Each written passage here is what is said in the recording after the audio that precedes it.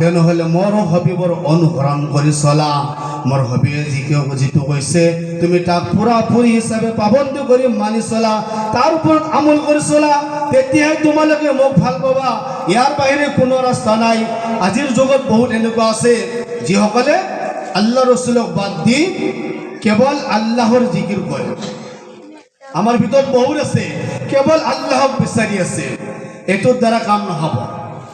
আল্লাহক পাব লগা হ'লে আল্লাহৰ ৰসুলৰ পুৰাপুৰি হিচাপে মানে কি অনুসৰণ কৰিব লাগিব।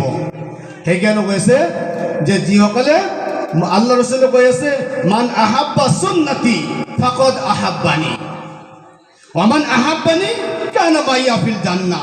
আল্লাহ ৰসুল সাল্লাল্লাহু আলাইহি ওয়াসাল্লামে কয় যিসকলে মোক মহব্বত কৰে বিচাৰে, মহব্বত কৰে, যিসকলে মোৰ সুন্নতি মোৰ তৰিকাক যিসকলে ভাল পায় সেইজন ব্যক্তিয়ে মোক ভাল পাই আছে, মোৰ তৰিকাক মোক মানে কি মোক বেছি ভাল মহব্বত কৰি আছে।